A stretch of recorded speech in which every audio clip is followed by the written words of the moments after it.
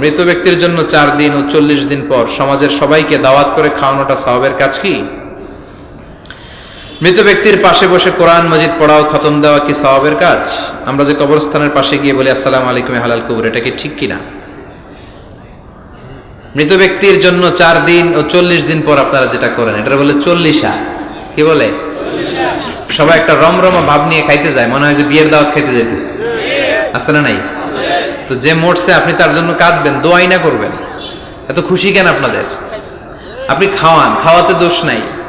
আপনি মাইয়াতের রূহের মাগফিরাতের জন্য খাওয়ালে মৃত ব্যক্তির গুনাহ আল্লাহ মাফ করবে, সেটা ঠিক আছে, কিন্তু খাওয়াবেন মিসকিনদেরকে, ইয়াতীমদেরকে, তারা বেশি হকদার। এখন দেখা যায় 40 মিসকিনদের জায়গা কম, এলাকার পয়সাওয়ালা লোকেরা এসে লাইনে বসে থাকে।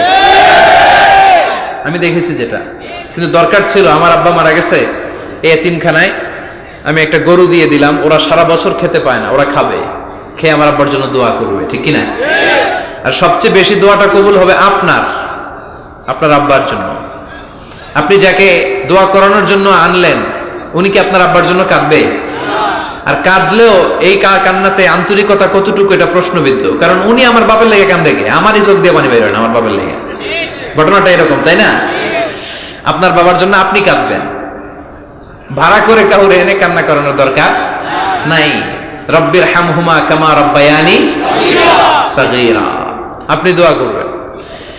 ইসলামকে আমাদের মানতে হবে ঠিক তেমন বিশ্বনবী শিখিয়ে গিয়েছে। বিশ্বনবীর জীবদ্দশায় বিশ্বনবী ওনার প্রথম প্রিয়তমা স্ত্রীকে হারালেন, নাম কি?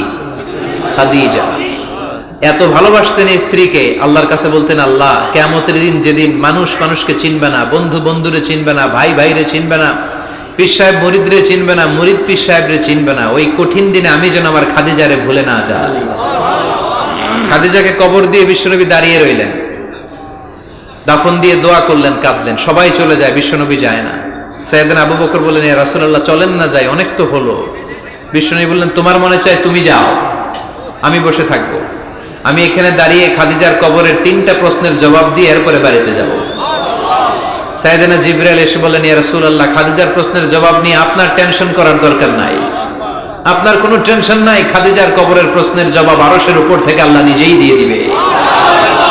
এজন্য মা বাবার জন্য আমরা দোয়া করব, আমরা সাদাকা করব। মৃত ব্যক্তির সামনে বসে কোরআন পড়া যায় কিনা? হ্যাঁ, হাদিসে এসেছে, ইকরাউ আলা মাউতাকুম সূরাতা ইয়াসিন, তোমরা তোমাদের মুমূর্ষ রোগীদের সামনে বসে, মৃত্যু পথযাত্রী এদের সামনে বসে সূরাতুল ইয়াসিন তেলাওয়াত করো, তাহলে তার মৃত্যুর কষ্টটারে হালকা করে দিবে কে? আল্লাহ পাক আমাদের সবাইকে কথাগুলো বোঝার ও আমল করার তৌফিক দান।